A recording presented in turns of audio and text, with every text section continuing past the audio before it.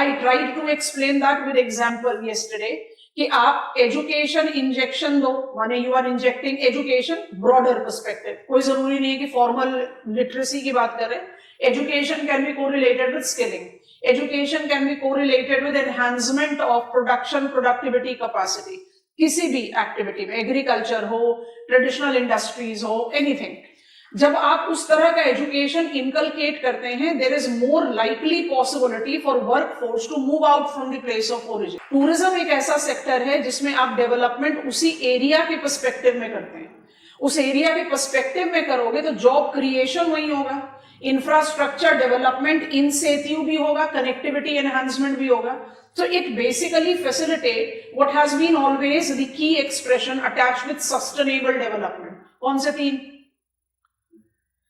It should be inclusive, it should be decentralized and it should be diversified.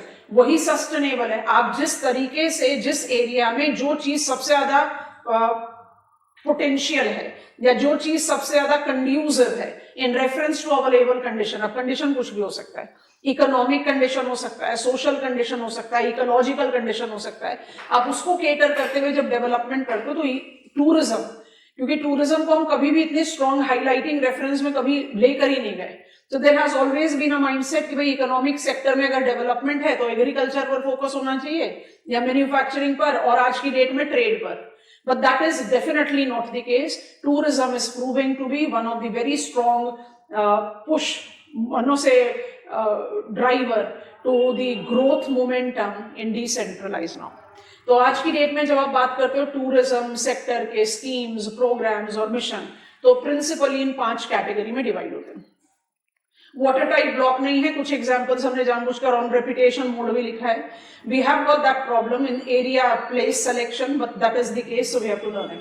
स्वदेश दर्शन, क्या gist है इसका? कर लिया था कल, जल्दी जल्दी बताओ. Swadesh Darshan, Swadesh your own country, Darshan you are visiting it, you are seeing it.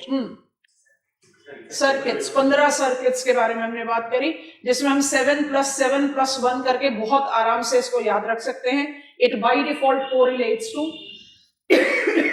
Incredible India campaign, revamped, renamed, adopt a heritage and development of iconic tourist site to the global scale. इन दोनों में क्या सिमिलैरिटी और क्या डिफरेंस है? PPP driven project, शाबाश. When I take adopt a heritage, और कुछ difference है एक इसके अलावा? Adopt a heritage is correlated with the PPP mode in supporting archaeological survey of India in order to revamp, preserve, क्योंकि कई पॉइंट पर आपने बहुत सारे मॉन्यूमेंट्स को देखा होगा ना, there is always the revamping program, उसको उसी तरह से मेंटेन करने के लिए. So that is where we are willing to have private participation, जिससे लिक्विडिटी एनहांसमेंट हो, enhancement of gentrification of monument हो, मॉन्यूमेंट को शोकेस किया जा सके on the local, regional, country, फिर इंटरनेशनल टूरिज्म मैप पर.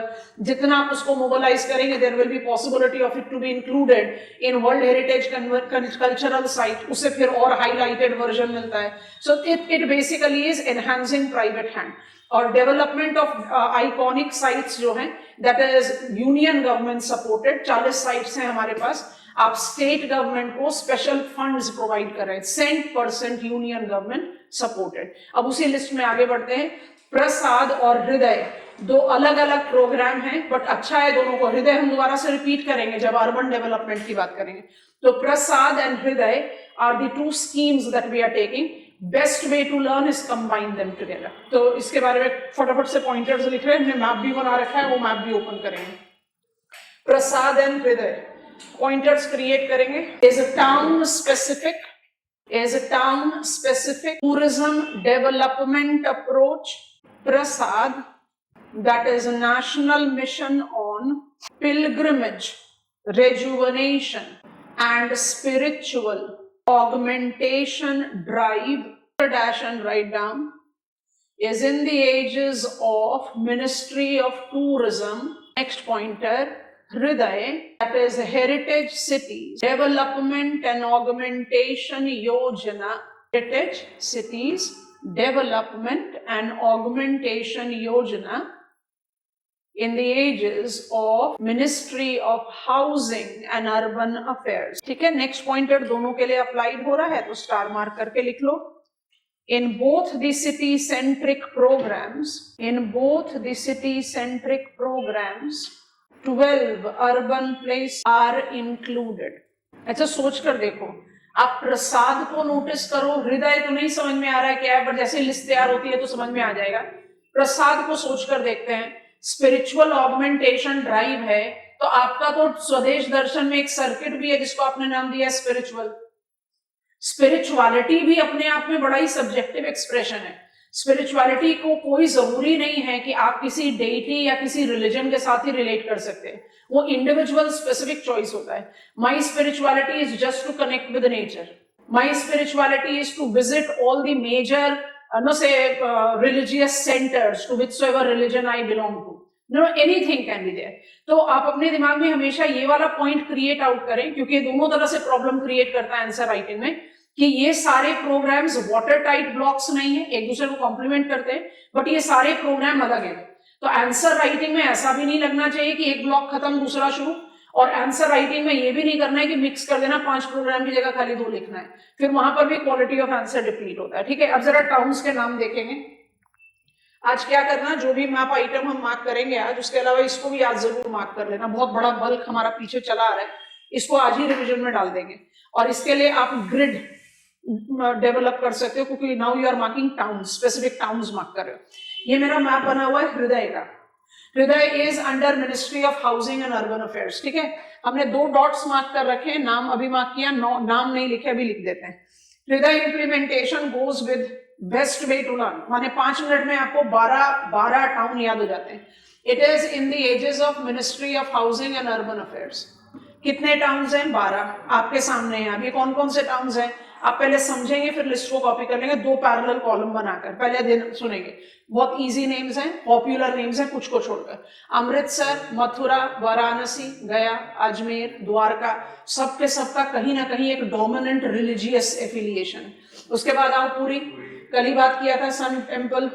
उसके बाद आ जाएंगे अमरावती। अच्छा, ये अमरावती कल भी हमने नोटिस किया और आपको दिमाग में रखना है, ज्यादा ओल्डर टाउन और मोर पॉपुलर टाउन अमरावती जो है वो महाराष्ट्र में। हम ये अमरावती किसकी बात कर रहे हैं? आंध्र प्रदेश की। बादामी, वारंगल, वारंगल हमने इंडस्ट्रियल कॉरिडोर में भी एनकाउंटर किया, हैदराबाद वारंगल, है ना। वारंगल अपना इकोनॉमिक करियर शुरू किया था with carpet weaving, now it is an important industrial node. Kanchipuram, very well aware of. Velankanni इतना कॉमनली नोन एरिया नहीं है, तो वेलानकन्नी मेरे ख्याल से इस पूरे लिस्ट में एक ऐसा नाम है जो हमें शायद ना पता हो, बाकी 11 नाम हमें पता है। ये हृदय। अब इसमें मुझे अगर प्रसाद को ऐड करना है, इसी में हम प्रसाद को ऐड कर दें, तो प्रसाद कितने टाउन्स हैं हमारे पास? वो भी 12 है, मिनिस्ट्री ऑफ टूरिज्म के एजेस में है। करना क्या पड़ेगा? वारंगल और बादामी को हटा देना पड़ेगा। वारंगल और बादामी आर एक्सक्लूसिव टाउन्स ऑफ हृदय। अब जो 2 डॉट है उनको लेबल कर दे रहे हैं। Kedarnath and Kamakhya. Kamakhya in the political region of Guwahati. Kedarnath and Kamakhya are exclusive to Prasad. तो 10 टाउन तो दोनों के केस में ओवरलैप कर गए। बेस्ट वे टू लर्न क्या है? हृदय में कौन से एक्सक्लूसिव है उनको पकड़ लो। पकड़ लिया, बताओ। वारंगल, बादामी। और जो प्रसाद है उसमें एक्सक्लूसिव कौन से हैं? केदारनाथ, कामाख्या। बाकी 10 नाम दोनों में ओवरलैप कर रहे हैं, तो कॉलम दोनों की बनाइए, पहले 10 नाम दोनों कॉलम में रिपीट करके लिखिए। रिपीट इसलिए करेंगे ताकि आपको नाम याद हो। एक कॉलम बनाओ प्रसाद का, एक कॉलम बनाओ हृदय का। टाउन्स के नाम लिखो, 10 नाम लिख लो जो आपको दोनों में कॉमन मिल रहे हैं। अमृतसर, मथुरा, वाराणसी, अजमेर, गया, द्वारका, पुरी, अमरावती, कंचीपुरम एंड वेलानकन्नी। लिखो नाम, 2 बार लिखो ताकि नाम याद हो जाए। जो 2 एक्सक्लूसिव नाम हैं उनको बॉटम में लिखकर दोनों को, मतलब चारों नाम को बॉक्स कर दो ताकि आपको ये ट्रिक याद रहे and it becomes very easy to handle all the 12। Kedarnath in Uttarakhand, Kamakhya Assam, Warangal Telangana, Badami Karnataka. आसान हो गया। एटलीस्ट 4 नाम तो पकड़ में आएंगे जिनको आपने एक्सक्लूसिव रखना है, और सारे नाम बहुत फेमिलियर नाम है, कोई डिफिकल्ट नाम नहीं है। वेलानकनी, I can only say, is the name that doesn't come that frequently in this study. ये सिटी ओरिएंटेड है। I think this is done. 12 town each. We are having different ministries involved in this, and the names are overlapping, barring the exception of 4 नाम। प्रसाद में कौन से 2 नाम exclusive, बिना देखे कोशिश करो याद रखने की, केदारनाथ एंड कामाख्या। और हृदय में कौन से 2 exclusive, Badami. I think this is done. तो दो इंपॉर्टेंट मैप आइटम्स भी साथ के साथ रेडी हो गए। चलिए हम अब बढ़ रहे हैं आगे। I am right here. आ गया भारत पर्व। तो कन्वेंशनल माने हम 2015 ऑनवर्ड्स इसको ट्रेस कर रहे हैं। भारत पर्व हमारा 5वां प्रोग्राम है in terms of the mission programs and schemes that we have mobilized for tourism. Bharat Parv underline करो, डैश डालो। It involves adaptation of cultural calendar of India to be showcased at miniature level in the cultural capitals of the country, Delhi, Kolkata. It aims at showcasing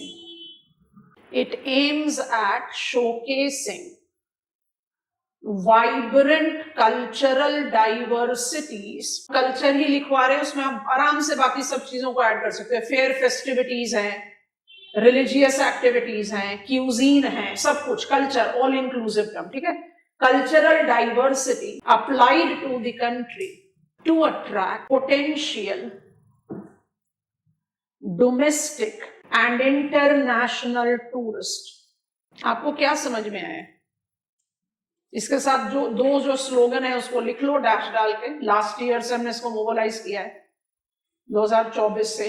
एक भारत श्रेष्ठ Bharat and देखो अपना देश are the new included slogans. क्या समझ में आया इसमें?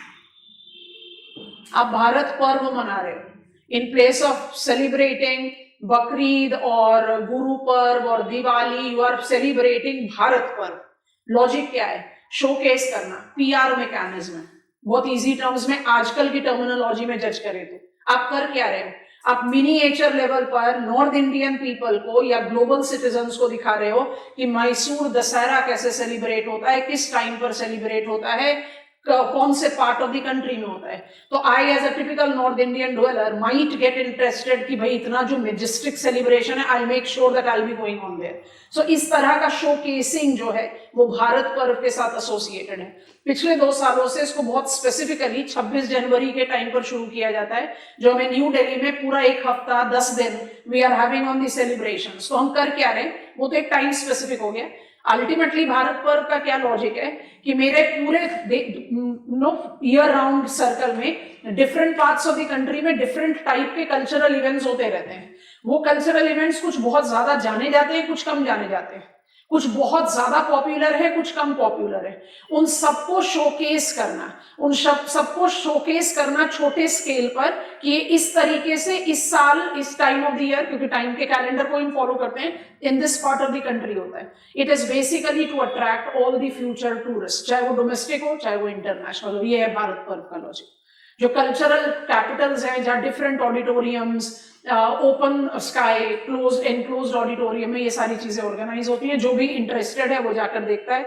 मिनिस्ट्री ऑफ कल्चर का बहुत स्ट्रॉन्ग पार्टिसिपेशन है along with ministry of tourism, ठीक है। अब इसी में हम ऐड कर रहे हैं। एक्चुअली जो हमें नंबर 6 लिखना चाहिए उनको इन सब के साथ ही कंबाइन करना है, और हमारे सिलेबस में भी बहुत स्पेसिफिकली लिखा है tourism with eco tourism.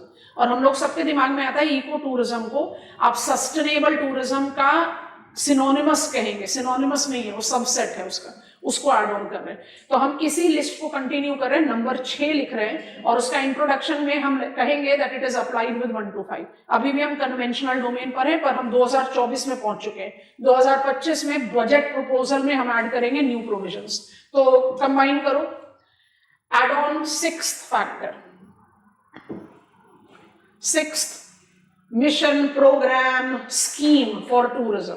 It's National Strategy for Eco-Tourism 2024. Underline कर लीजिए, डैश कर लीजिए. पहला पॉइंट यही लिखेंगे जो हमने यहां पर ब्रीफली प्रेजेंट कर ही दिया है. This policy framework is applicable to all the schemes, missions of tourism sector development. Eco-tourism as the subset of sustainable tourism emphasizes on nature-based segment, focusing on coexistence. Technically, it complements itself with economy, ecology, and society. Maybe sustainable, yaad aa raha hai Venn diagram. Economic, ecology, and society. Equitable, bearable, viable. Dash डाल के लिखो. Practically, 2024 policy have integrated it with 7S. लगभग सब हिंदी के term है, तो इसलिए उसको कैसे जस्टिफाई कर दे रहे हैं, हमने उसके साथ लिख दिया है. पॉइंट देखो पहले, समझो, बहुत आसान है. इको टूरिज्म, अगर इको टूरिज्म को हम डिफाइन करें, it is that tourism or tourism related activities which are reducing the imprint, economic, ecological imprint of the area. You are reducing exploitive domain and you are introducing or you are trying to inculcate it as more inclusive. आप tourism को develop कीजिए, but it should be nature centric. It should be more about learning rather than creating the garbage load that is largely seen when it comes on to the major tourism hubs. Eco tourism policy में हमने 7S apply किए. स्वागत, सूचना, सुविधा, सुरक्षा, सहयोग, संरचना, infrastructure development, सबके साथ ही जाएगा. सफाई. Non-Hindi speaking students, I have written it in English translation, but when you are saying it is 7S, you have to be aware of that these S are coming up from Hindi terms. Copy down कर लो, जैसे भी करना है. एक bubble बना के arrows बना दो जैसे हमने ओवरराइट किया हुआ है, that is the best way. इसमें फिर कुछ एक्सटेंड नहीं करना, वो सेल्फ स्पीकिंग 7S है. स्वागत is welcoming, सूचना is information, सुविधा is increasing convenience,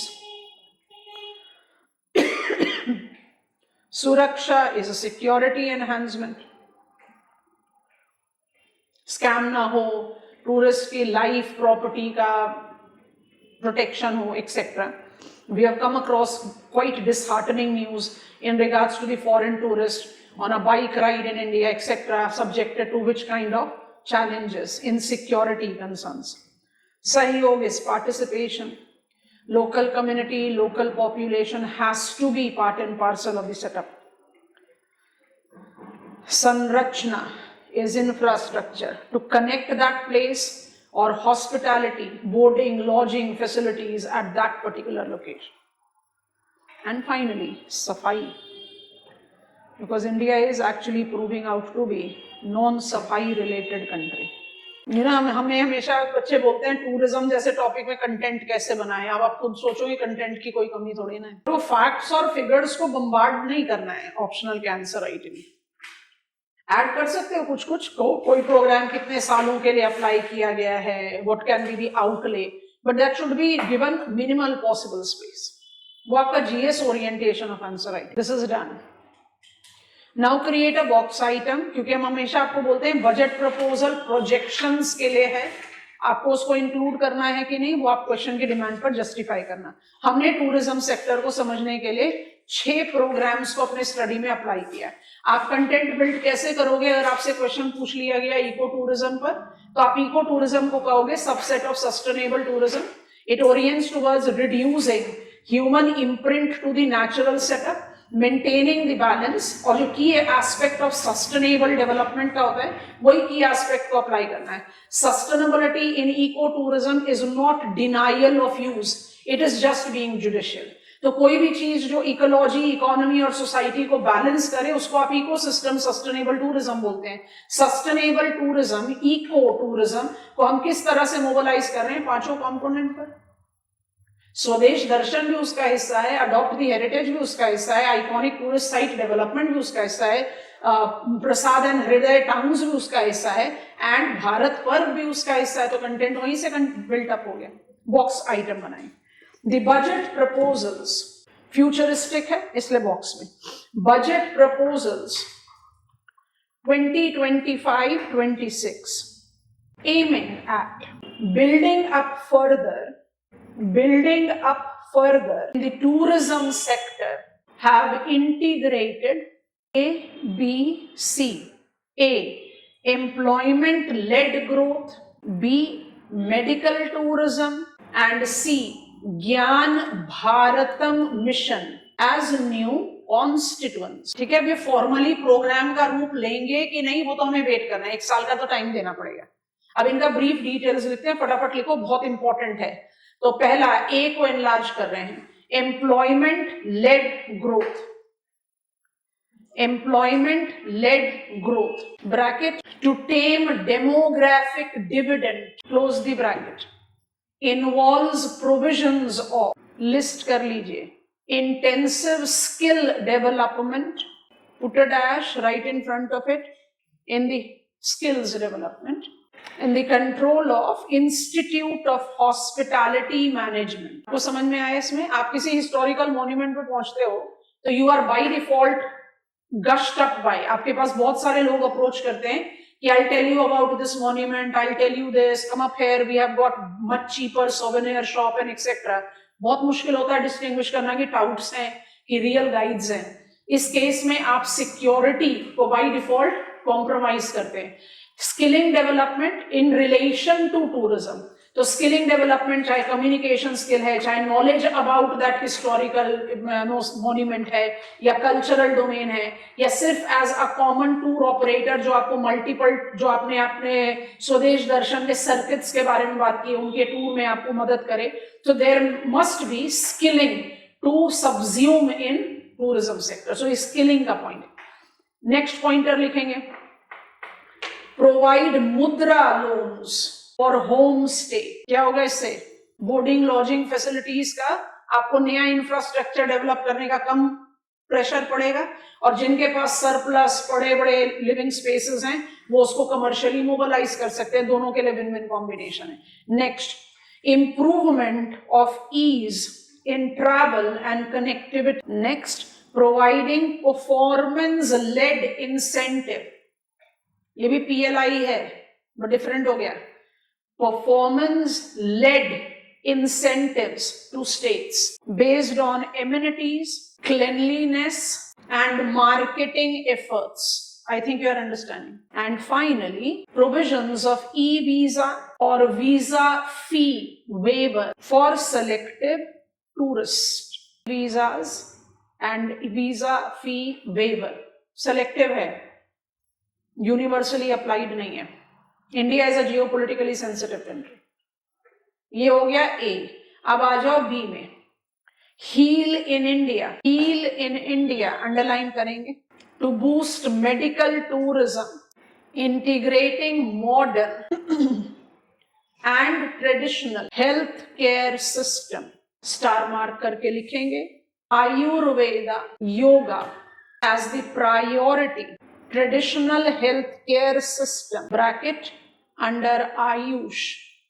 Next, to be implemented on PPP mode, leverage medical value travels. And finally, beginning of medical visa including Ayush treat, Ayurveda, yoga, यूनानी, सिद्धा, आप किसी की भी बात करो, आप कहीं ना कहीं उसको किसके साथ रिलेट कर रहे हो? Traditional parallel medicine trend. और ये ट्रेडिशनल पैरेलल मेडिसिन ट्रेंड क्या इंडिया के कल्चरल लेगेसी को नहीं केस कर रहा है? बिल्कुल कर रहे हैं। इंडिया के केस में हेल्थ केयर सिस्टम में ये आयरनी ही है that India is not just pharmacy of the world, India is known for providing high quality medical services at one of the most cost competitive growth. India has been the destination of medical tourism. हम उसको main stream कर रहे हैं, और main stream करते हुए modern के साथ साथ ट्रेडिशनल को भी इनकलकेट कर रहे हैं। इसको मोबिलाइज करने के लिए प्रपोजल है, पीपीपी मोड पर लेकर चलेंगे इसको, और introduction of the visa, medical visa, AYUSH treatment के लिए भी वीजा, माने you are applying for visa to come in to the country, आपके पास जो चॉइस कॉलम होता है, लेजर है, हॉलिडे है, वर्क है, बिजनेस है, उसमें एक और आ गया medical requirement with Ayush treatment also. So you are basically trying to push that important cultural block and technologically driven modern medical services to be accelerating. It is enhancing the possibility of tourists, because by default when they are coming and spending in any of the medical treatment, it is going to give boost to the country. That is how it is. And finally, C, Gyan Bharatam mission. Gyan Bharatam mission बहुत long due था, finally recognition मिला इसको. Is oriented towards safeguarding manuscript heritage, boldly underline, break the statement and right, documentation, conservation in collaboration with academic institutions, museums, library and private collectors. Final point, this mission targets setting up of National Digital Repository of Indian Knowledge. National Digital Repository of Indian Knowledge System for data sharing. कुछ manuscripts हमारे country के ऐसे हैं जिनका religious importance है, manipulate किया गया, बहुत डिबेट्स हैं और बहुत सारे डिबेट्स को आप जस्टिफाई करते हो which correlate with.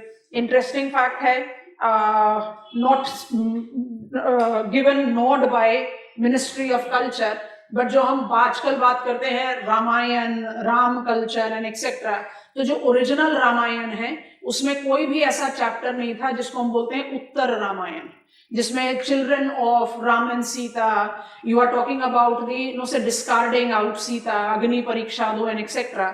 It was eventually been constructed so that we can impose out that patriarchal setup कि इवन दी नो से डेटी स्टेटर, हम कहते हैं लक्ष्मी माता का रूप है Sita, she also was subjected to that Agni Pariksha to justify her sanctity because she was kidnapped by Ravan. ये सारी चीजें जो है वो इवेंचुअली ऐड की गई हैं, ओरिजिनल में नहीं है. अब ये सब चीजें कौन जस्टिफाई करेगा अगर मेरे पास conservation, documentation of such manuscripts नहीं है. इसको तो आप बहुत आसानी से क्या कर सकते हो, मैनिपुलेट कर सकते हो ना, to mould out the ideology of the individual, because India in past definitely was much more gender parity society than what it is today, and there is no debate about it. If you take up that reference of the understanding, it by default says we were always ahead of the time, now we are going backward. हम जितने progressive society थे, and that comes up from manuscripts, and it is not related to any religion, because if you try to overlap, you are having the similarity that you find between different manuscripts. And these are required to be preserved for the future generation. क्योंकि आज की date में क्या हो रहा है, सब अपना व्यू पॉइंट दे रहे हैं, and thanks to social media आपको जरूरत भी नहीं है कि क्वालिफाइड इंडिविजुअल हो, आप सिर्फ खड़े हो जाओ और बोल जाओ, वायरल हो जाओगे तो आपके अपने आप फॉलोअर्स बढ़ जाएंगे. उससे क्या हो रहा है, उसी को हम कहते हैं ना व्हाट्सएप यूनिवर्सिटी, एक नया टर्म जो शुरू हुआ है. So that has to be wiped off. उसके लिए क्या जरूरी है कि मेरे पास ऑथेंटिक डॉक्यूमेंट्स हो, वो फ्रैगमेंटेड नहीं रहे. There should be some repository to its. तो that is a very good initiative. बहुत लॉन्ग टाइम के बाद we have mobilised it. So these are the three things which by default will further. आपने कहा भारत पर्व चाहिए कि शोकेस करो कि इंडिया में कौन सा कैलेंडर कैसे फॉलो होता है, तो इस तरह का ज्ञान भारतम मिशन क्या करेगा, ये भी तो शोकेस करेगा कि इंडिया का कल्चर या उसका कल्चरल हेरिटेज कितना रिच, कितना वाइब्रेंट है. So these are very important domain that you should take, and these are very important deviation from the previous account. इसलिए हम normally हम emphasis नहीं देते हैं budget proposal पर, पर tourism के लिए important है. Tourism have already set us in to service sector, but हमारा जो अब last block है, हमने कहा था हम इसको economic geography part 1 agriculture, part 2 industry और part 3 trade, transport और communication पर पिकअप करेंगे. तो syllabus पेज खोल लो, फटाफट से study plan बना लेते हैं, फिर आगे बढ़ते हैं.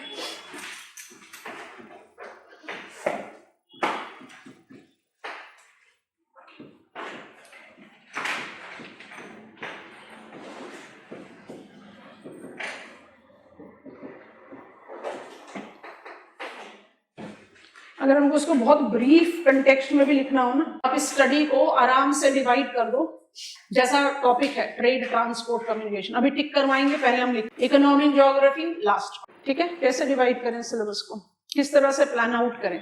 तो सबसे पहला स्टेप तो हम लेंगे इंट्रोडक्शन का, क्योंकि प्रधानमंत्री Gati Shakti national logistic policy with clap मुझे एक बड़ा अच्छा सा सपोर्ट दे देगा। NIP, NMP आपने नाम जरूर सुने होंगे, आप इन सबको कह दो अम्ब्रेला इंफ्रास्ट्रक्चर।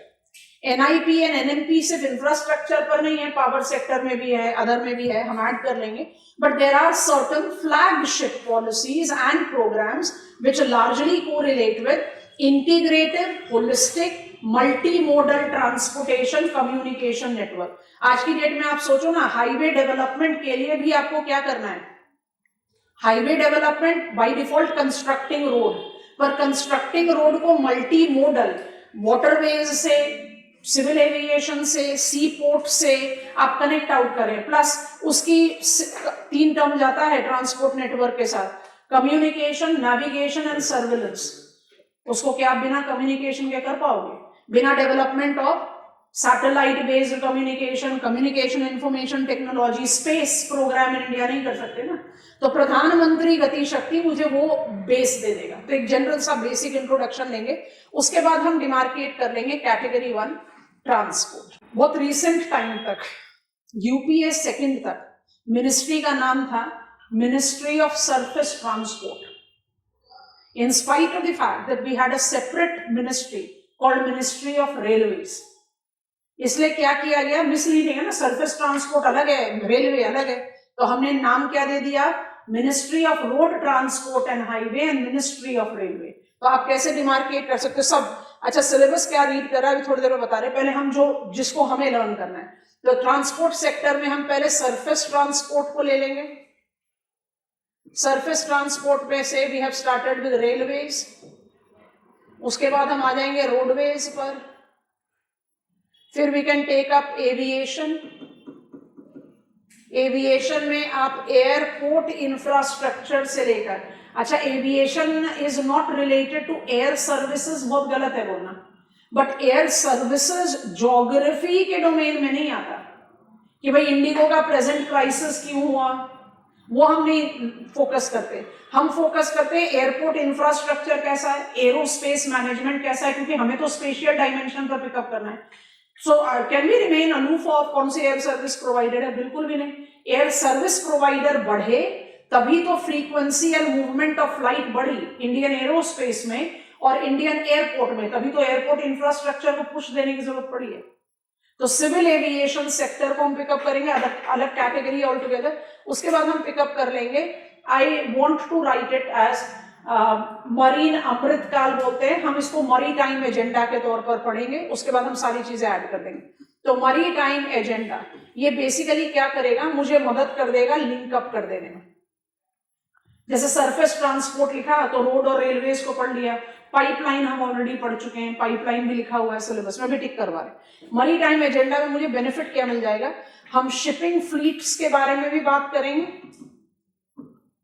जब शिपिंग फ्लीट्स के बारे में बात करोगे तो ship building, ship repair, ship recycling as an important economic sector in India और एनवायरमेंटल चैलेंज इन इंडिया, दोनों के बारे में बात हो जाएगी, तो ये इंपॉर्टेंट है। उसके बाद आप बात करते हो port, we are by default talking about sea ports, major and minor, जो मुझे सागरमाला, फिर सागरमाला 2.0 वो उसका जस्टिफिकेशन दे देगा।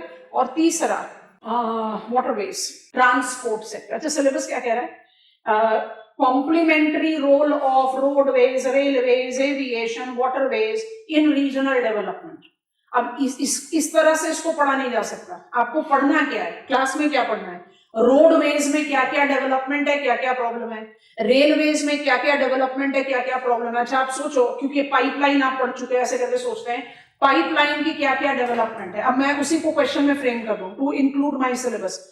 Identify pipeline network in India and its role in regional development. आप लिख पाओगे ना आंसर, आप सैंपलिंग भी करोगे कुछ पाइपलाइन का तो आप बता पाओगे कि पाइपलाइन की वजह से I have decentralized many of the industries. और कोई भी एक इंडस्ट्री डेवलप होती है, वो बेसिक फंक्शन है, वो अपने साथ by default non basic function को मोबिलाइज करती है। This is how we have taken industrial township.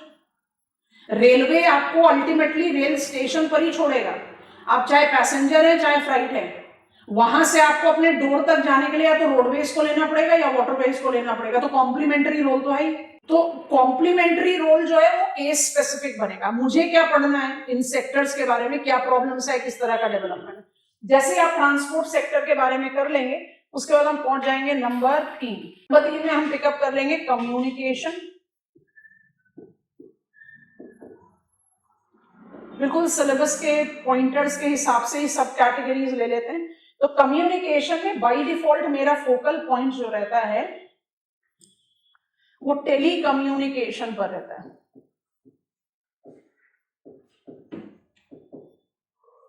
क्योंकि टेली कम्युनिकेशन जो है वो सबसे ज्यादा रेवोल्यूशनरी मोबिलिटी दिखा रहा है मुझे।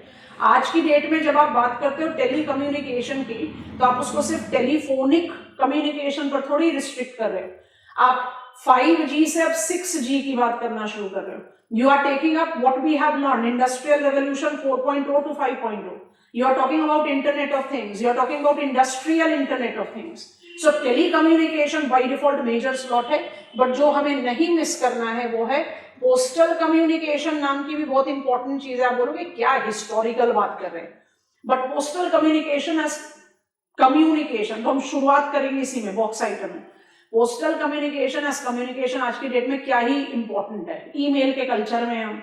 और जब आप बात करते हो पोस्टल कम्युनिकेशन की other communication, that is transportation of the commodities, तो यू हैव प्राइवेटाइज्ड इट। आज की डेट में तो कुरियर सर्विस का डोमेन जो है वो डिपार्टमेंट ऑफ पोस्ट पर अकेला नहीं है, you by default take it up with the private players. तो फिर पोस्टल को क्यों ऐड करना है, क्योंकि हमें ना अपनी नॉलेज में पोस्ट ऑफिसर्स को ले आना है। Are we aware of the fact कि पोस्ट ऑफिसर्स जिसको हम उतना मेजर रीच के साथ रिलेट करते हैं उससे भी ज्यादा एक्चुअली जितना आप largest public sector bank SBI के साथ रिलेट करते हो, इतने हुक एंड कॉर्नर में मेरे पास पोस्ट ऑफिसर्स हैं।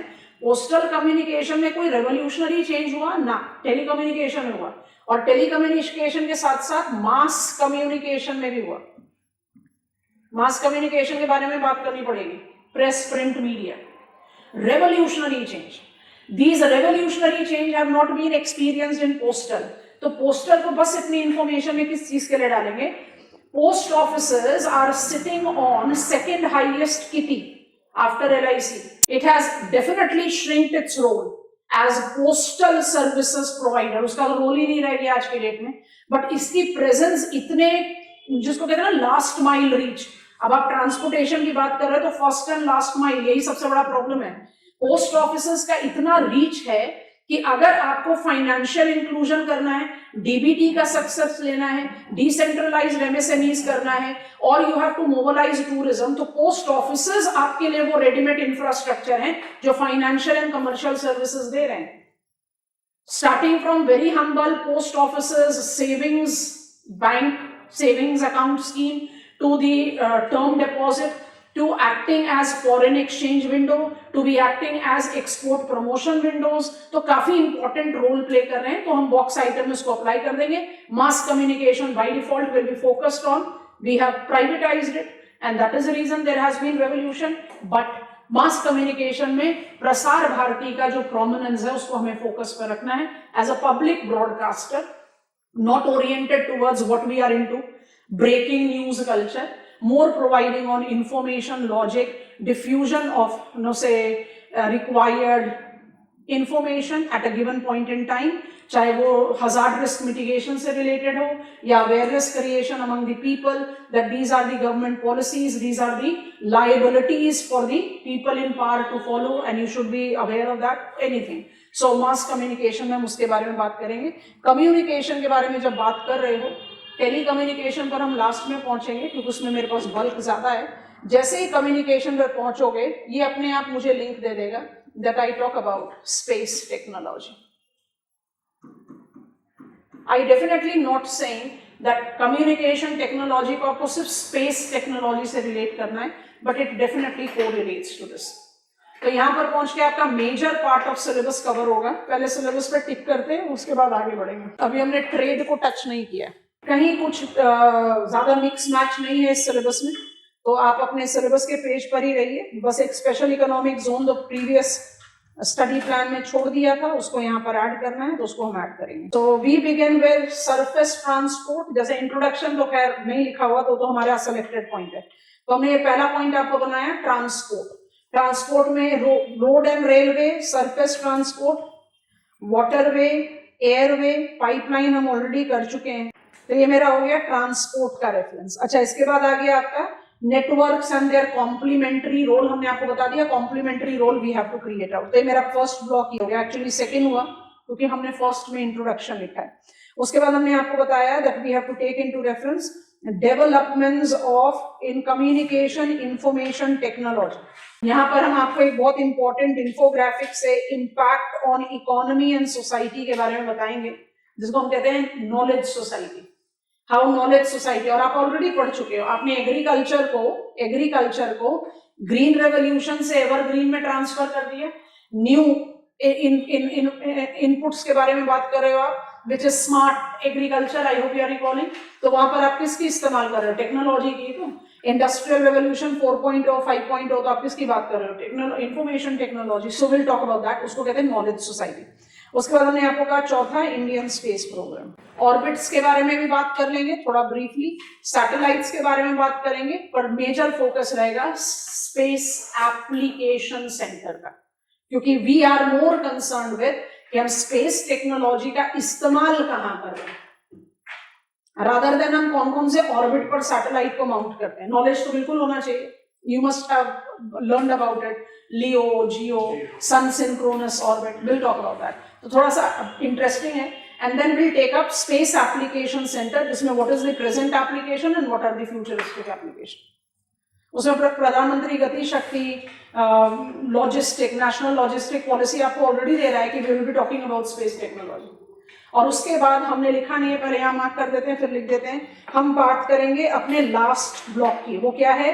अच्छा, पोर्ट्स को हमने मार्क नहीं किया, पोर्ट्स को मार्क कर लो, हम इंक्लूड करेंगे सेकंड में। अब हम जिसको मार्क कर रहे हैं, जिसका लिखा नहीं हमने, ये सब foreign national trade, trade balance, trade policy, export processing zone, special economic zone, delayed from syllabus of industry. बात समझ में आ गई? Hoover said long distance travel के लिए सबसे चीपेस्ट मीन्स ऑफ ट्रांसपोर्ट जो होता है वो वाटरवे होता है। तो जब आप ट्रेड की बात करते हो, अब ट्रेड मुझे क्या करना है? Facilitator of national trade. Trade याद आ रहा है? International, international, intranational, wholesale retail होता है, international import trade, export trade and entrepot trade होता है। तो लॉजिक हमें पता ही है। तो जब आप उसको इंटरनेशनल ट्रेड पर डालोगे तो ऑटोमेटिकली सी पोर्ट्स के बारे में तो बात करोगे। ठीक है, यहां पर लिख देते हैं इसको, पांचवा पॉइंट इधर ही एडजस्ट कर देते हैं। ट्रेड के बारे में बात करेंगे। जब ट्रेड के बारे में बात करोगे तो ट्रेड पॉलिसी के बारे में बात करना ही पड़ेगा, और जब ट्रेड पॉलिसी के बारे में बात करोगे तो EPZs and SEZs by default आपके रेडार पर आते हैं। ट्रेड के कॉन्स्टिट्यूएंट क्या है, ट्रेड के चैनल्स क्या है, ट्रेड का प्रॉब्लम क्या है, why it is so that India had been into the bad list when I take up the reference of trade governing body WTO। Specifically जब हमने उसको एसोसिएट किया था with the flagship programme merchandise export and service export from India scheme. अब उसको क्या बोलते हैं? Remissions of taxes and duties of exported products. MEIS और SEIS कोई एग्जिस्ट नहीं कर रहा अभी।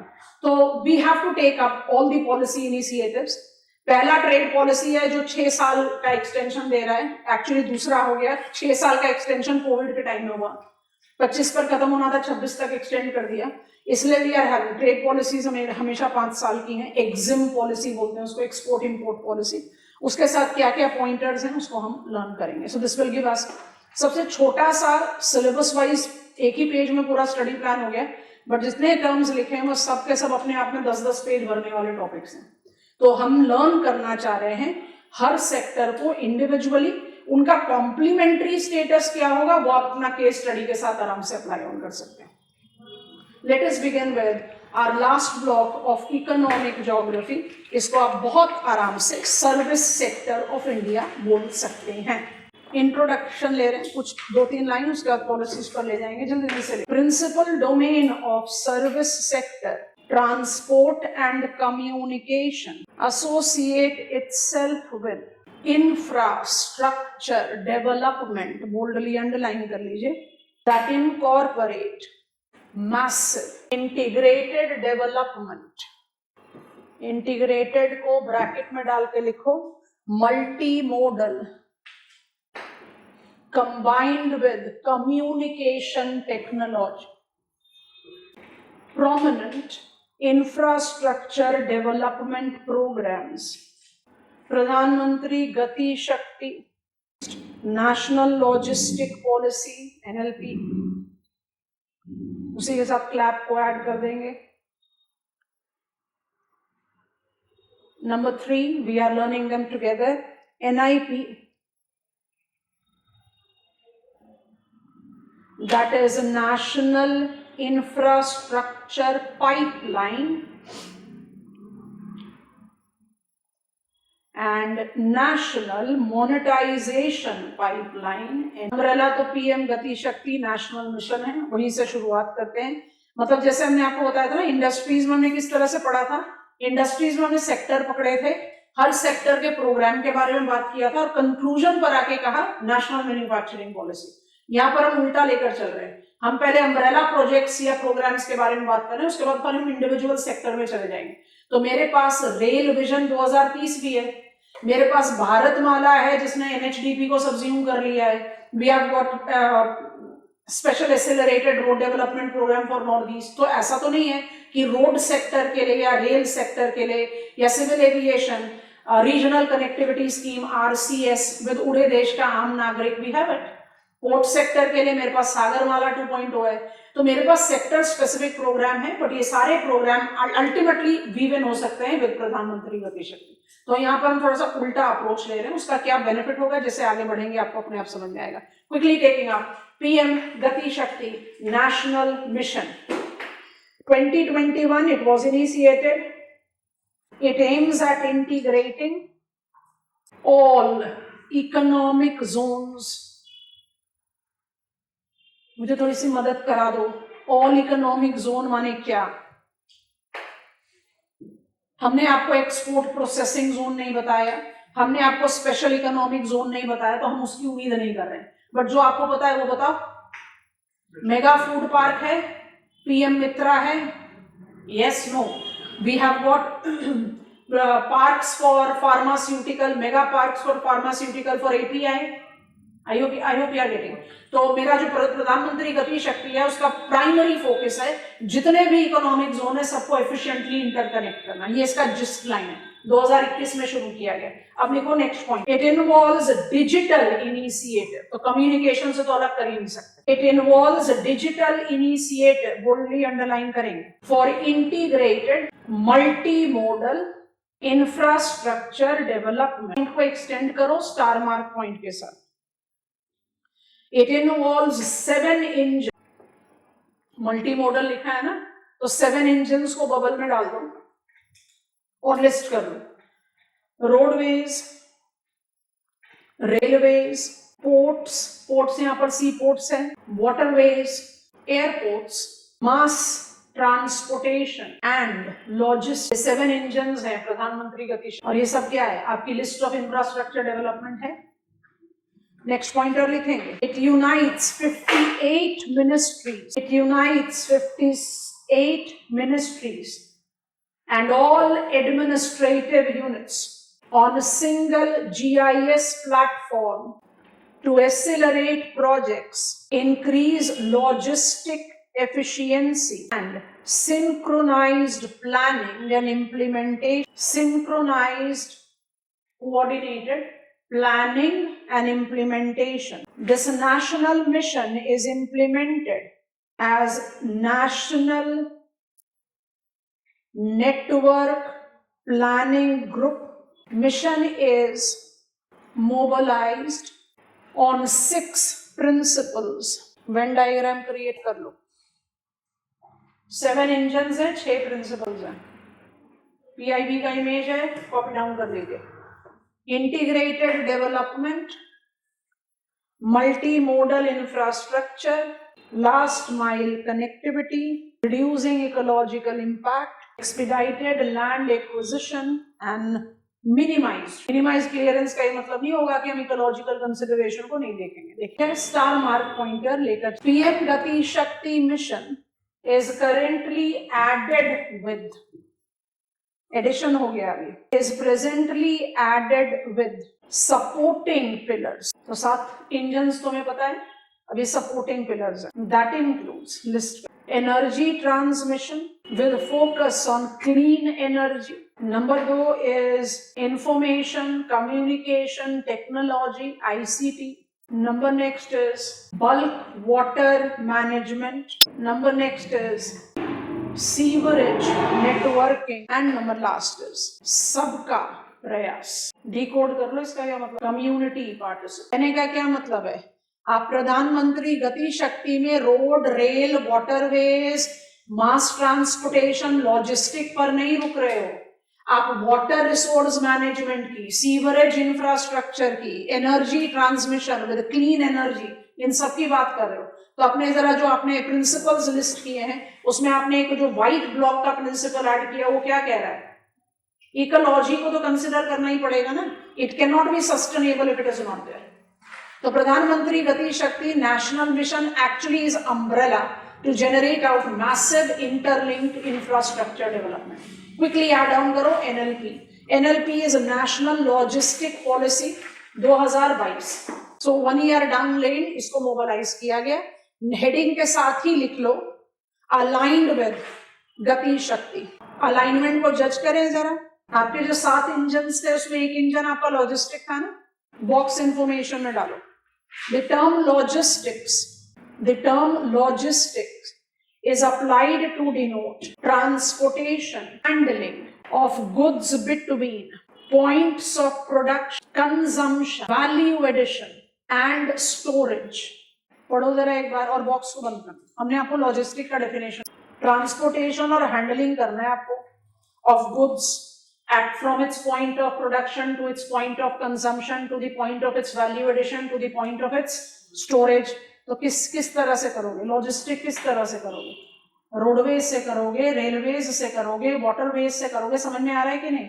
तो 7 इंजन्स में लॉजिस्टिक इंक्लूडेड है. लॉजिस्टिक है handling and transportation of goods. तो ट्रांसपोर्टेशन करने के लिए मल्टी मोडल ट्रांसपोर्टेशन नेटवर्क ही तो लेना पड़ेगा. आपने यूरोप में पढ़ा, नॉर्थ अमेरिका में पढ़ा कि मल्टी मोडल का डोमेन जो है वो बड़ा बैलेंस टाइप है. कैसे बैलेंस टाइप है, मेरे पास इतना एफिशिएंट इनलैंड वाटरवेज है. इंडिया जैसी कंट्री को, हर डेवलपिंग कंट्री को अपने मल्टी मोडल ट्रांसपोर्टेशन में वाटरवेज जैसे डेवलपमेंट को बहुत डिले करना पड़ा. Number 1 by default because of the cost involve. Number 2 आज की डेट में आप कुछ भी करोगे तो आपको 10 चीजें सोचनी है. तभी हम कहते हैं ना, जब हमने आपको स्टडी करवाया ग्रोथ पोल ग्रोथ सेंटर कंसेप्ट, तो हमने क्रिटिसाइज किया ग्रोथ नोड कंसेप्ट को कि वो हमें एक तो ये बात बोलते हैं कि डेवलपमेंट जो है वो सब जगह बराबर नहीं होगी. तो to begin with development will induce disparity, term disparity था, और eventually spill over trickle down से वो डिस्पैरिटी वाइप ऑफ हो जाएगी. हमने कहा इतना स्मूथ काम थोड़ी हो सकता है. जब यूरोपियन कंट्रीज नेविगेबल रूट्स बना रही थी, याद करो नुरेम्बर्ग को, आप कट डाउन कर रहे हो स्वाबियन जुरा को, आप उसको कट डाउन करके पनामा कनाल, आप सेरा माद्रे देल सुर जो वेस्टर्न कॉरिडोर का यंग फोल्ड माउंटेन का कॉरिडोर, उसको आप ब्रेक कर रहे हो. आज की डेट में इंडिया 1970 से शुरू हो रहा है नेशनल गवर्नमेंट सिस्टम. हर बार क्यों जर्क होता है, क्योंकि हमें कंसिडर नहीं करना आप सिर्फ कॉस्ट, हम तो फेवरेबली इक्विप्ड हैं टू डेवलप इट. हमें क्या जज करना है, इकोलॉजिकल कॉस्ट बहुत हाई है. तो जितनी लग्जरी डेवलप्ड वर्ल्ड को मिली थी जब वो डेवलपिंग थे, उतनी लग्जरी तो हमारे पास है ही नहीं. बिकॉज प्रोज एंड कॉन्स सब कुछ को जज करना है, because we are at that point as global community to the climate change कि अगर हम उसको इग्नोर करेंगे तो हम अपने लिए इकोनॉमिक बेनिफिट क्या करेंगे, अपना ग्रेवयार्ड डिग करेंगे. So point that I am trying to make is national logistic policy जो है 1 साल के अंदर प्रधानमंत्री गति शक्ति नेशनल मिशन के बाद मोबिलाइज की गई इन सिंक टू दैट. उसमें जो डिफाइंड लॉजिक है, जो आपके 7 इंजन है, उसमें आप लॉजिस्टिक की बात कर रहे हो. तो लॉजिस्टिक का रेफरेंस क्या होता है, integrate all the modes of transportation. This policy is not aloof of प्रधानमंत्री गति शक्ति योजना. आप एनएलपी पर आंसर लिखोगे, आपको प्रधानमंत्री गति शक्ति को ऐड करना पड़ेगा। आप प्रधानमंत्री गति शक्ति को ले रहे हो, आपको एनएलपी ऐड करना पड़ेगा। That is what I am emphasising. ठीक है, तो logistic is one of the 7 engines of गति शक्ति। Logistic is handling transportation of goods from the point of production to value addition to storage to consumption. So it by default will be correlated with infrastructure development as other 6 engines. कुछ commodities का transportation airways से भी होता है, air cargo है ना, of course वो cost इतना heavy price के साथ जा रहा है, but it is there. कुछ medicine equipments, आप अपना भी कुछ courier करते हो तो you do select सरफेस से जाए कि एयर से जाए, एयर से जाए तो थोड़ा ज्यादा पैसा देना पड़ता है, तो we do have that presence. ठीक है, इसी के साथ जज करेंगे। नेक्स्ट पॉइंटर बनाइए, अचीवमेंट्स ऑफ एनएलपी अंडरलाइन कर लीजिए। United logistic interface platform, ULIP, united logistic interface platform, ULIP, that is facilitated with API integration, enhancing transparency and accountability. B, logistics ease across states, leads बोलते हैं इसको। It is comprised of multiple parameters. List करना क्योंकि group करवाएंगे, 2022 का policy है। Multiple parameters that includes corridor access, terminal speed, club करके लिखो इन दोनों को, इंटीग्रेटेड इन 2024, कंटिन्यू करिए लिस्ट को, digital logistics and sustainable matrix, club करिए इन दोनों को, एडेड इन 2025। क्या समझ में आ रहा है? आपने प्रधानमंत्री गति शक्ति में बोला कि हमने पूरे एडमिनिस्ट्रेटिव यूनिट्स को साथ कंबाइन कर दिया, तो हमने जो एनएलपी है उसमें हमने पैरामीटर्स ऐड करने शुरू करे हैं, जिसमें आपने पहला पैरामीटर लिखा है एक्सेसिबिलिटी टू द कॉरिडोर। इसका मतलब क्या है? पंजाब से आपका कंसाइनमेंट हरियाणा एंटर करे, फिर उत्तर प्रदेश एंटर करे, तो आप स्पीड अप करेंगे, उसको एक्सेसिबिलिटी देंगे। यू आर नॉट रिस्ट्रिक्टिंग कि स्टेट में ये ऐसे अलाउड नहीं, ऐसे अलाउड नहीं। Of course when it comes to grab, जैसे दिल्ली में चल रहा है, तो we are restricting the movement of commercial, heavy commercial vehicles in around. तो barring such exceptional cases, आप जब कहते हैं accessibility of the corridor, तो जो इंटर स्टेट कॉरिडोर्स है, वहां एक स्टेट से दूसरे स्टेट जाने में किसी तरह का बैरियर ना हो, इस तरह का।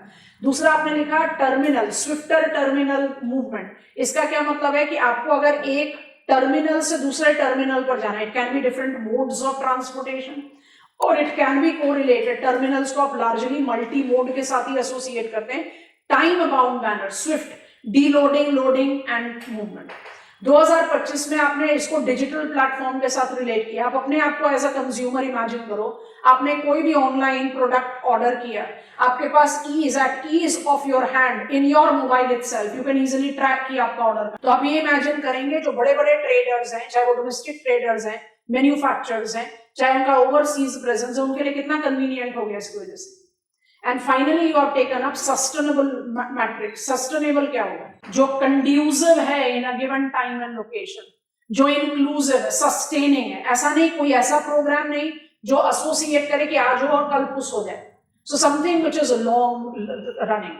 So national logistic plan is by default policy, not plan. NLP by default is reviving, re-evolving itself. That is the reason these parameters are significant. अब ये achievement की लिस्ट को आगे बढ़ाने से पहले एक बहुत important addition दे रहे हैं, star mark. India has registered 6 positions of improvement in World Bank Logistics Performance Index, securing 38th position among 139 countries. Another star mark pointer. Comprehensive Logistic Action Plan. Comprehensive Logistic Action Plan, CLAP, relate to NLP in providing implementation road map. Continue कर रहे हैं achievement से, point सी पर आ जाते हैं। It's leaps, LEAPS, Leeds हो गया, अब लीप्स पर जा रहे हैं। the logistics excellence, advanced performance sheet line करें. It recognizes innovations, बबल में डाल दो, ये इंपॉर्टेंट है. Innovations in logistics by MSMEs largely involving promotion of green logistics. Number D, large scale multimodal logistic parks, MMLPs. Large scale multimodal logistic parks, MMLPs, that has successfully integrated cold storage, packaging, and customs clearances as required. And finally, sectoral policy for efficient logistics. Sectoral policy for efficient logistics. सोच कर बताओ क्या होना चाहिए. कुछ याद आ रहा है? सीमेंट फैक्ट्री प्राइस चीपेस्ट होने के बावजूद भी सीमेंट अपना कॉस्ट कॉम्पिटिटिवनेस तो मेंटेन ही नहीं कर पाता. क्यों नहीं कर पाता? लॉजिस्टिक इंफ्रास्ट्रक्चर बॉटलनेक है ना. तो सेक्टोरल स्पेसिफिक लॉजिस्टिक पॉलिसी क्या करेगा? Sector specific infrastructure, transportation, handling, storage को ओवरकम करेगा. ठीक है, write down. SPEL involves coal, cement, steel, food processing and pharmaceuticals as priority sector. अब ये सोचें कि ये जो अपने 5 पॉइंटर्स लिखे हैं ना NLP के, ये पांचों पॉइंटर्स इसकी अचीवमेंट भी हैं और इसके सब प्लान भी है. याद कराओ जल्दी से. NLP 2022 आइडेंटिफाइड विद, उसका इंप्लीमेंटेशन किस पॉइंट पर रहता है? क्लैप.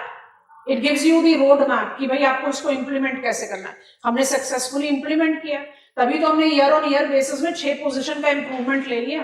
तो 6 पोजीशन का इंप्रूवमेंट लेकर हमने कौन से परफॉर्मेंसेस अचीव किए हैं या मेरा फंक्शनिंग कौन कौन से एरियाज में मदद कराएंगे. NLP goes a with ULIP.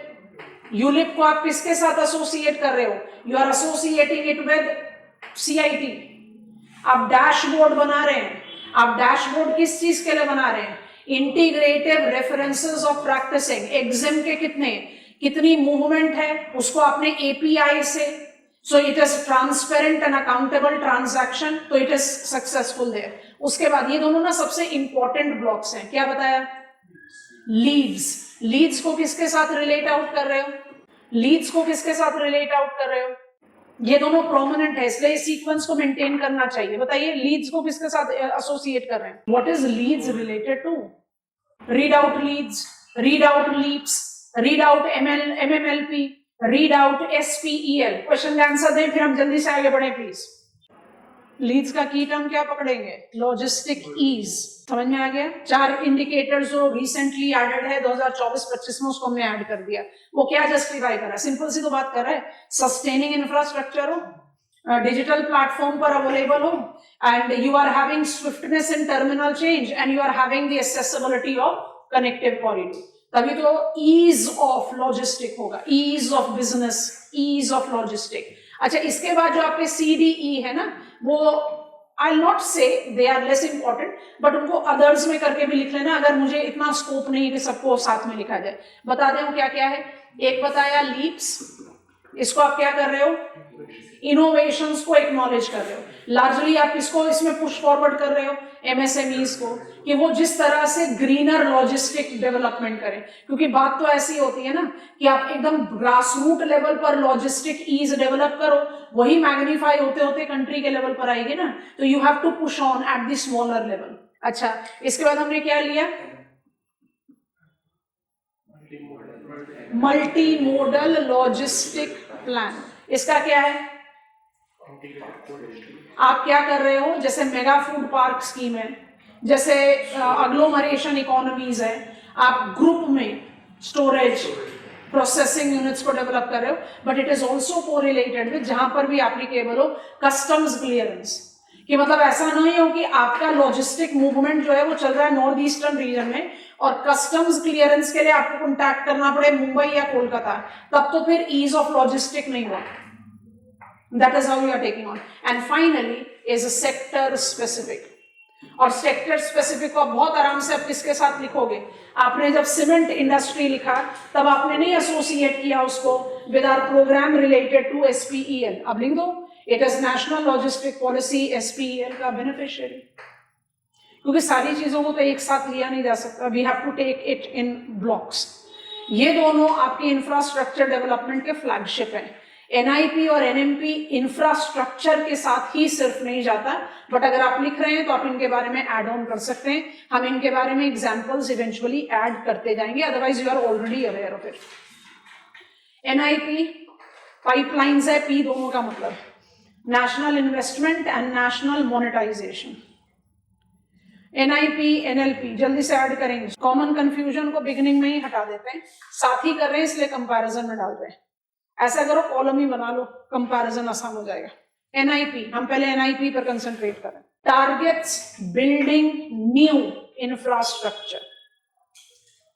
Targets building new infrastructure.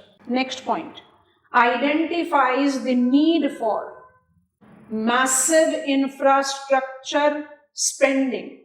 Next, NIP extends over 22 subsectors. Bracket में लिख लो road, housing, railway and power. Road, housing, railways and power having 80% of NIP. अब आ जाओ NMP पर. It monetizes old.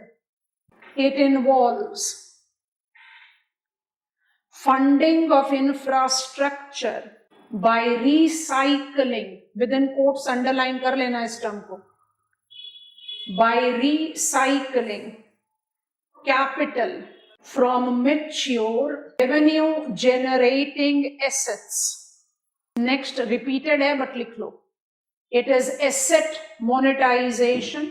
Includes limited, next लिखेंगे, includes limited period license or lease of asset of government or private operators to operate. For private operators to operate. कुछ समझ में आया? बहुत major confusion है बच्चों के अंदर NIP और NMP को लेकर. NIP क्या है? अच्छा मुझे ना एक थोड़ा सा सप्लीमेंट्री टर्म बता दो, एक बार रीड कर लो. मुझे दोनों कॉलम में ना NIP और NMP के सामने एक बहुत कॉमन एक्सप्रेशन जो हम लगातार बोलते आए हैं वो लिखवाना है, आपकी मदद से लिखवाना है. बताओ जरा. इंफ्रास्ट्रक्चर एंड मोनेटाइजेशन पाइपलाइन, दोनों के लिए ना एक एक सप्लीमेंट्री टर्म चाहिए मुझे, आप लोग मदद करके बता दो. हम कन्विंस हो जाएंगे कि आपको समझ में आ गया. दोनों में ही प्राइवेट पार्टिसिपेशन है, तो दोनों में डिफरेंस क्या है? NIP हुआ ग्रीन, NMP हुआ brown. Recycling the asset, lease दे रहे हो, प्राइवेट प्लेयर को लाइसेंस दे रहे हो लिमिटेड पीरियड के लिए ऑपरेट करने के लिए. किस लिए? ऑपरेशनल इंफ्रास्ट्रक्चर को या बॉटलनेक्स को ओवरकम करने के लिए. और NIP क्या है? नया डेवलपमेंट ऑन PPP. समझ में आ गया? Building new. और NMP क्या है? Asset monetisation. I hope you have understood. तो दोनों के कॉलम में लिख लो, मतलब इससे आसान तरीके से फिर इसको रिटेन नहीं किया जा सकता. NIP क्या हो गया? Green field. NMP क्या हो गया? Brown field. I think this is done. We are done with what are the fundamental infrastructure development programs applied in India. It is PM Gati Shakti. It is in alignment with national logistic policy. National logistic policy का जो achievement है या involve programme है उनको आप 5 category में डालो. पहले 2 को एकदम प्रोमिनेंट, पहला 2 ही रखना. It is ULIP and it is Leeds.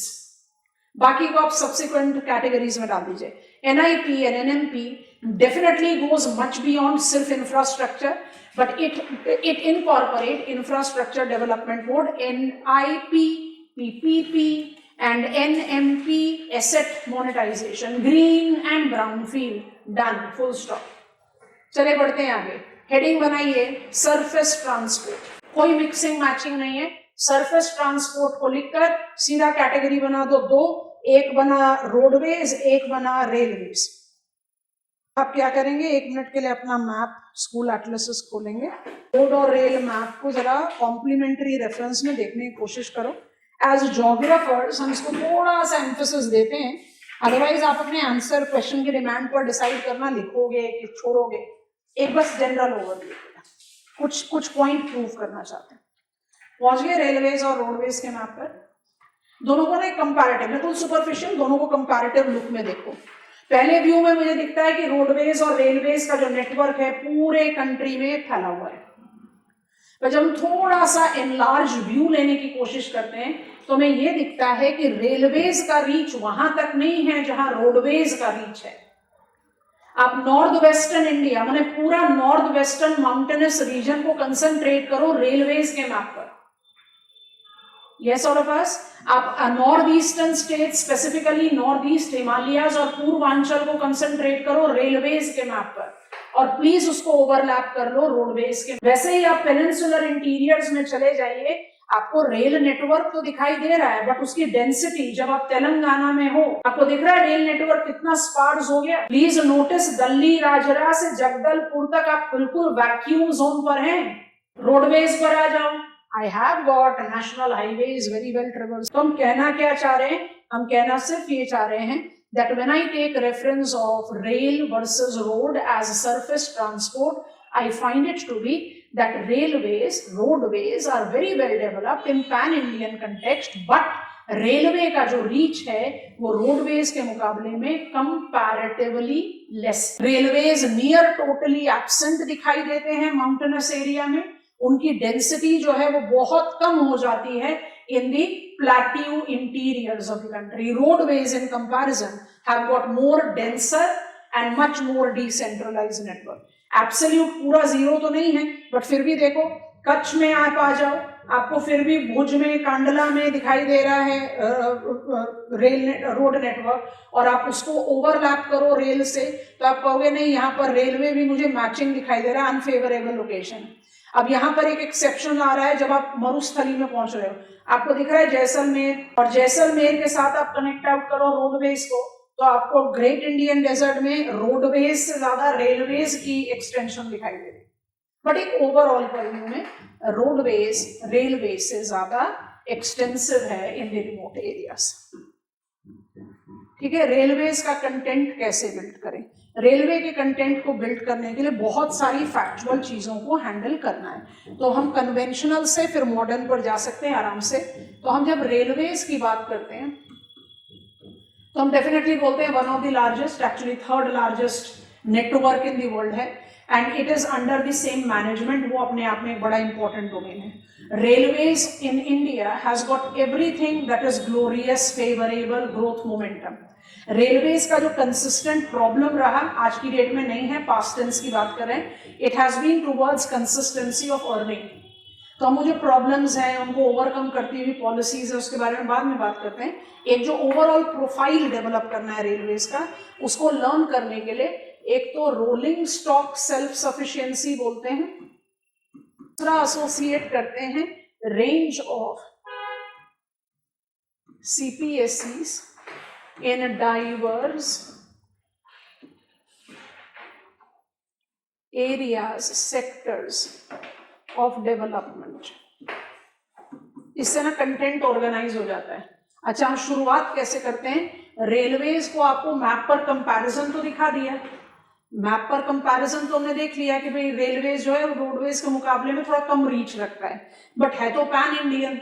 अब आपके पास पैन इंडियन है तो रेलवेज के कम्युनिकेशन, नेविगेशन और सर्वेलेंस के लिए आपको रेल जोन्स और उनके हेड क्वार्टर्स के बारे में पता होना चाहिए। ये ज्योग्राफी के लिए बहुत इंपॉर्टेंट है, प्रिलिमिनरी क्वेश्चन के लिए तो इससे ज्यादा इंपॉर्टेंट कुछ है ही नहीं। फैक्चुअल है बट कितनी आसानी से याद होता है वो भी हम थोड़ी देर में प्रूव कर रहे हैं। तो ये मेरा थोड़ा सा कन्वेंशनल फ्रेम में चलेगा। उसके बाद हम बात करेंगे रेलवेज का जो प्रॉब्लम है। रेलवेज के प्रॉब्लम को केटर करने के लिए हमने सबसे पहले क्या करना शुरू किया डीपोलिटिसाइजेशन, मिनिस्ट्री ऑफ रेलवे अभी भी एग्जिस्ट कर रहा है, बट सेपरेट रेल बजट अब एग्जिस्ट नहीं करता। I have mobilised on national rail plan. सोच कर देखो, नेशनल रेल प्लान जैसा कोई प्लान कभी हुआ ही नहीं। स्टील पॉलिसी है, फार्मास्यूटिकल पॉलिसी है, फर्टिलाइजर पॉलिसी है, रेल के लिए कभी नहीं, क्योंकि rail has been always at the mercy of the portfolio holder.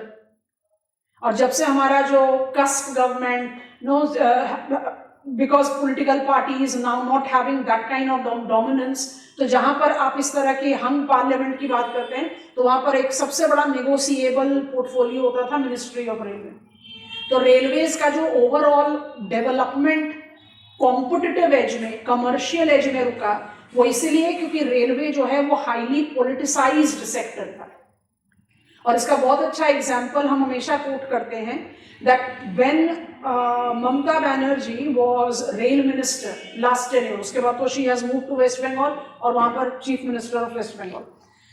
She propose the last rail budget of her last rail budget. उसके बाद हमने 2 साल और रेल बजट लिया, फिर rail budget have been removed. तो जो last rail budget Mamata Banerjee ने प्रेजेंट किया, उसके बाद जो रेल बजट का पूरा न्यूज डिटेल्स न्यूज़पेपर में आता है, उस न्यूज़पेपर में कार्टून है।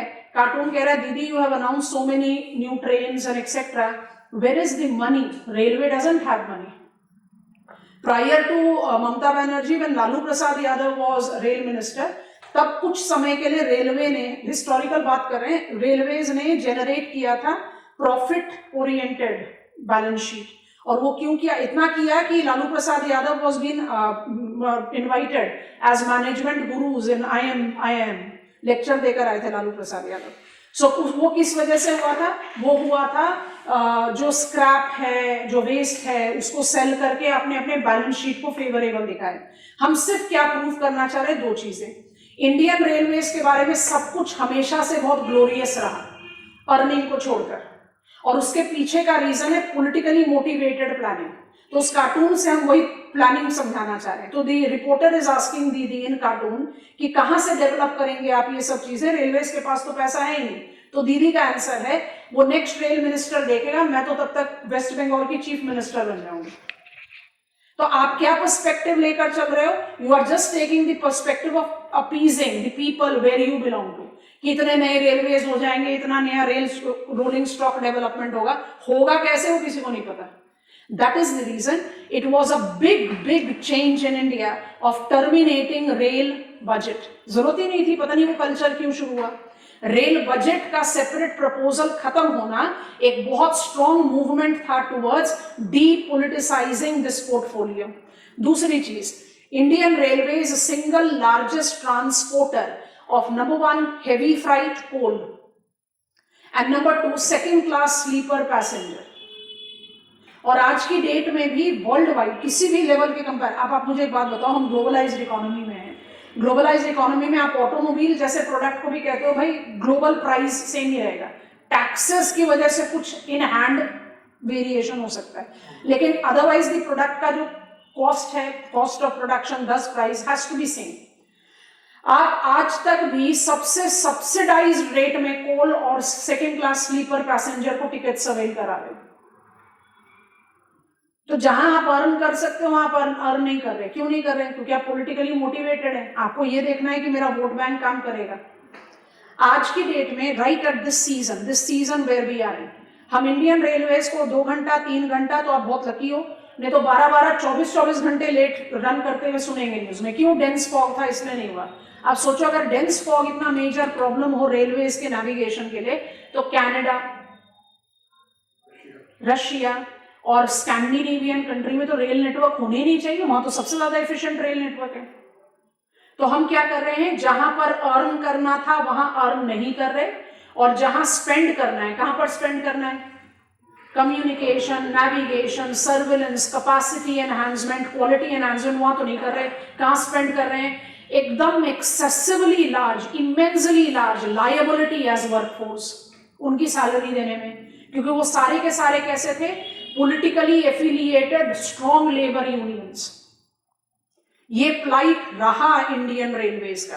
तो जो हमारा चेंज ओवर टाइम है, जहां पर हमने डीपोलिटिसाइजेशन किया और अर्निंग को मेन स्ट्रीम दिया, वहां से लेकर फिर हम जाते हैं नेशनल रेल प्लान 2030, जिसके 3 पिलर्स हैं, वहां पर हम इसको आराम से कंक्लूड कर सकते हैं। And we are right there on a very swift fast forward mode of railways development with competitiveness and efficiency, because we are gradually shedding out the problem. जहां पर शुरुआत हुई है, I hope you have heard about it, non fair revenue policy, बहुत typical culture है western world में, अब तो हमारे कंट्री में भी बहुत कॉमन हो गया। रेल ब्रांडिंग, कि मान लीजिए कि मैं कोई टूर ऑपरेटर हूँ, किसी एक पर्टिकुलर कॉरिडोर में मुझे अपना मार्केटिंग करना है, तो हमने कोचेस पर अपना एडवर्टाइजमेंट लगाया। एडवर्टाइजमेंट लगाने से मुझे फायदा हो रहा है कि आई will B attracting the tourist, और आपको फायदा हो रहा है क्योंकि आप रेवेन्यू जनरेट कर रहे हो, क्योंकि ओवरनाइट तो आप सब्सिडी को खत्म नहीं कर सकते किसी भी चीज में। So gradually railways have inched towards more earning, more commercial mobilization and definitely more sustainable. और जो 2030 का हमारा विजन है, जिसको आप रेल पॉलिसी के तौर पर जस्टिफाई करते हैं, वहाँ डिकार्बोनाइजेशन भी है, सस्टेनेबिलिटी भी है, and definitely high technological innovations. We are talking about high speed railways ना, वो भी डिबेटेबल है। कई लोग बोलते हैं हाई स्पीड रेलवे की क्या जरूरत है, जो रेलवे नेटवर्क है उसी को एफिशिएंट बना दो। और जो इंडियन रेलवेज का फंक्शनिंग है, जिसको हम बोलते हैं एवरीथिंग इज ग्लोरियस, उसमें dedicated flight corridor, aircon, RailTel corporation, उन सब के बारे में बात कर लेंगे तो रेलवेज का कहाँ कहाँ पोर्टफोलियो डाइवर्सिफिकेशन है वो अपने आप कवर अप हो जाएगा। ठीक है, सो रेलवेज के बारे में बात कर रहे हैं। हम पहले ज्योग्राफी को पिकअप करते हैं ना, तो इंट्रोडक्शन में एक पॉइंट लिखो, with a diverse physiography and climatic conditions identified in India, multi-gauged network, heard about it? Multi-gauged network of rail track have been developed in India. Rail networking thus have been favorably evolved in pan-Indian in the ages of Ministry of Railways. For the swift navigation, communication and surveillance, Indian rail map is divided into multiple rail zones with respective rail headquarter. Map खोलो railway का दोबारा से अपने सामने। जो geography का gist होता है उसको बोलते हैं स्टडी ऑफ कार्डिनल्स, है ना। हमने ये बेसिक कार्डिनल्स और एंसिलरी कार्डिनल्स बना दिए। इससे इस ट्रिक से, जो आप लोग हमेशा बोलते हैं ना ट्रिक बता दो, तो इस ट्रिक से आप सारे रेल जोन और रेल हेडक्वार्टर को ऐसे आराम से ग्रैब करोगे, कुछ इजीली फिट इन नहीं होंगे। ठीक है, आप अपने मैप पे ये बॉटम में जो टेबल बना हुआ है इस पर कंसंट्रेट करो। अब हम लोग का प्रिंट ऑफ स्कूल एटलस अलग है, क्योंकि अब स्कूल एटलस हर साल ही प्रिंट होते हैं, तो हम नंबर आपको नहीं बता सकते किस नंबर पर है, बट जो मेरे लिस्ट में सबसे लास्ट में लिखा है मेट्रो रेलवे कोलकाता, उसको तो बॉक्स आउट करके साइड में कर दो। अच्छा, आप जरा ध्यान से देखो, अब मुझे इस तरह से लिस्ट पढ़नी पड़े तो मुझे तो याद करने में बड़ी परेशानी होगी, पर हम देखते हैं। जो सबसे पहला नाम है वो है सेंट्रल रेलवे, आपको मिल गया। सेंट्रल रेलवे का हेडक्वार्टर जो है CST, Chhatrapati Shivaji terminal, it's in Mumbai. ठीक है, ये मेरा डॉट आ गया सेंट्रल, ये मेरा सेंट्रल रेलवे। हम इसी तरह के डॉट्स बनाते चले जाएंगे, थोड़ा सा मार्कर को बहुत थिक कर लेते हैं, उसके बाद फिर हम इवेंचुअली उसको थिन कर देंगे। अब आपने इसको इस हिसाब से जज करते जाओ। अब ये जो मेरे पास कार्डिनल्स हैं, आगे हम लिस्ट को पढ़ना शुरू करें उससे पहले, तो मेरे पास कौन कौन से कार्डिनल्स हो गए? ये नॉर्थ है, ये नॉर्थ ईस्ट है, ये ईस्ट है, ये साउथ ईस्ट है, ये साउथ है, ये साउथ वेस्ट है, ये वेस्ट है, ये नॉर्थ वेस्ट है। अब ना आप सिटीज को मत रीड करो, आप सिर्फ रेल जोन्स को रीड करते जाओ, करते जाए। सेंट्रल को बड़े सर्कल से डॉट कर दिया, आगे बढ़ो। ईस्टर्न रेलवे, ईस्टर्न रेलवे ये वाला डॉट बना दिया, आगे बढ़ो। ईस्ट सेंट्रल रेलवे, कैसे जाएंगे? ईस्ट सेंट्रल पर आ जाओ, समझ में आ रहा है कि नहीं? आगे बढ़ो। ईस्ट कोस्ट रेलवे, अब ईस्ट कोस्ट रेलवे को यहाँ प्लॉट करना मुश्किल है, तो हम ऐसे कर देते हैं, डॉट डालकर ईस्ट कोस्ट रेलवे अलग से डॉट बना दिए, क्योंकि इस ग्रिड में फिट इन नहीं होगा। आगे बढ़ते हैं, नदर्न रेलवे, आगे आइए, आगे बढ़िए, नॉर्थ सेंट्रल रेलवे, बहुत आराम से नाम याद होंगे, और टाउन्स तो आपको ऑलरेडी पता है, एक दो नाम कुछ आपको नए लगेंगे जो हमने उसको इनकाउंटर नहीं किया अपने स्टडी में, जैसे हाजीपुर, बाकी आप मैनेज कर लोगे। अच्छा, उसके बाद मैं कह रही नॉर्थ वेस्टर्न रेलवे, ये रहा।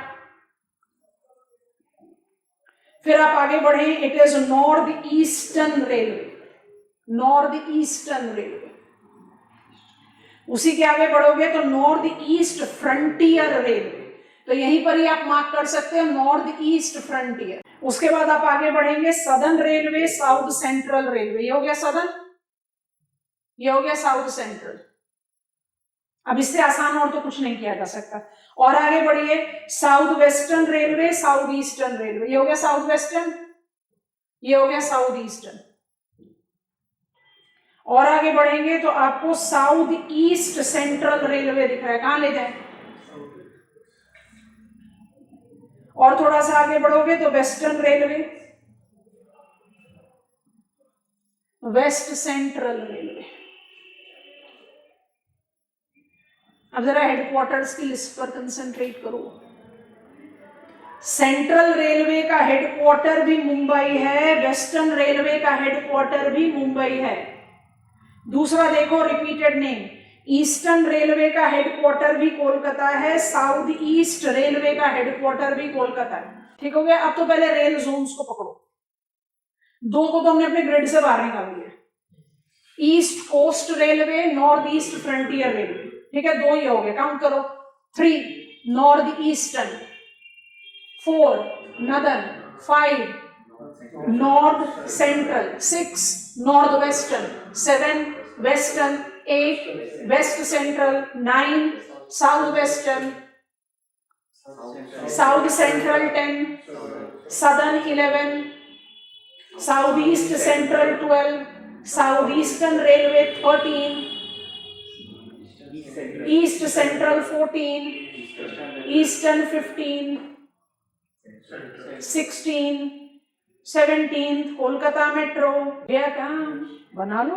एक्चुअली कोलकाता मेट्रो से शुरुआत हुई थी, अब सारे मेट्रो मोनो जो इंटरनल टाउन है उसको आप उसमें इंक्लूड करते हैं। नाम याद करने में कोई प्रॉब्लम ही नहीं। अभी बट हेडक्वार्टर्स को मत पकड़ो, अभी आप पहले पकड़ लो रेल जोन्स। ये हमारा डायग्राम है रेल जोन्स का। 16 रेल जोन यहाँ तैयार हो गए, 17 मेट्रो है, काम खत्म। हेडक्वार्टर धीरे धीरे याद हो जाएंगे। कमान बच्चों, अपने कार्डिनल्स की नॉलेज को अप्लाई करो, कहीं कुछ देखने की जरूरत नहीं है। इसलिए रीड आउट किया था कि नॉर्थ वेस्ट और नॉर्थ ईस्ट में सेंट्रल डिवाइड नहीं है। तो पहले तो 4 मेन कार्डिनल्स बनाओ, उसके बाद 4 सेकेंडरी कार्डिनल्स बनाओ, फिर अपने आप को रिमाइंड करा दो कि नॉर्थ वेस्ट और नॉर्थ ईस्ट में सेकेंडरी डिवीजन नहीं है, सेंट्रल नहीं है, और बाकी सब में सेंट्रल डाल लो। 2 को आपको ग्रिड से बाहर ही रखना पड़ेगा क्योंकि वो फिट नहीं होता इस ग्रिड में। अच्छा है मत फिट करो, नहीं तो कंफ्यूजन क्रिएट होगी। ईस्ट कोस्ट और नॉर्थ ईस्ट फ्रंटियर, सेंट्रल को अपने डायग्राम के सेंटर पर रख लो। अब हमें मत बताओ, खुद ही से काउंट करो। 16 रेल जोन आपके सामने है। 2 टाउन्स के नाम तो साथ साथ में याद करो। एक्चुअली आपको 4 टाउन के नाम बड़े आराम से याद होंगे। Which are the 4 primate cities of India? Delhi, Mumbai, Chennai, Kolkata. Delhi गया नॉर्थ, चेन्नई गया साउथ, मुंबई गया वेस्ट, कोलकाता गया ईस्ट। हेडक्वार्टर बन गया नदर्न रेलवे का दिल्ली, सदर्न रेलवे का चेन्नई, ईस्टर्न रेलवे का कोलकाता, वेस्टर्न रेलवे का मुंबई, और मुंबई सेंट्रल का भी है। इतना तो आप हैंडल कर ही रहे हो फर्स्ट गो में, ठीक है कि नहीं? बाकी सारे टाउन्स हमारे स्टडी में आए, खाली एक हाजीपुर नहीं आया। हाजीपुर को मेन मैप पर देखो, बिहार में दिखाई देगा, मिथिला प्लेन्स में। हाजीपुर एक हमारे लिए नया नाम है, बाकी सारे नाम हम जानते हैं। तो उनको प्लॉट करना कि बिलासपुर है कि सिकंदराबाद है कि हुबली है, it will be very easy. अभी के लिए सिर्फ इतना याद रखना है। और कौन कौन से rail headquarter hand in hand याद हो गए? सेंट्रल और वेस्ट का हो गया मुंबई, नॉर्थ का हो गया दिल्ली, साउथ का हो गया चेन्नई, ईस्ट का कोलकाता, और कोलकाता सिर्फ ईस्ट का नहीं है, साउथ ईस्ट का। I think this is done. चलो मैप मार्किंग पर चलते हैं, कल आगे बढ़ेंगे। आज सबसे पहले तो आप लोग बनाओगे 2 मैप्स, पहले उसको बनाते हैं और हम दोबारा से खोल देते हैं, बट हमने आपको समझा दिया है तो मेरे ख्याल से कोई प्रॉब्लम नहीं होगी। 2 मैप बनेंगे, रिवर मैप तो बन ही रहा है, उसके आगे वाले पेज पे बढ़ जाना। 2 मैप बनाओगे, क्योंकि रिवर टाइम लेता है ना, तो बहुत सारी चीजें फिर बैकलॉग में बढ़ती जा रही है, तो उसको हम ऐड कर लेते हैं। एक मैप बनेगा हृदय का और दूसरा मैप बनेगा प्रसाद का। हम बिल्कुल एडवाइज नहीं करेंगे कि आप एक ही मैप पे झंबल झंबल करो, रिविजन भी हो जाएगी। हम मैप खोले इससे पहले बता दो दोबारा से, प्रसाद के 2 एक्सक्लूसिव टाउन्स, केदारनाथ और कामाख्या, और हृदय के 2 एक्सक्लूसिव टाउन्स, बादामी। बस ये चीज को ध्यान रखो, बाकी 10 नाम जो है वो रिपीटेड है। ये 12 नाम 2 मैप पर आएंगे, जिसमें दो नाम डिफरेंट होंगे। वेलांकनी तमिलनाडु में है और अमरावती आंध्र प्रदेश का है। बस ये ध्यान रखना है, बाकी बहुत आराम से ये प्लेसेस आपको आपके स्कूल एटलस पे भी मिल जाएंगे।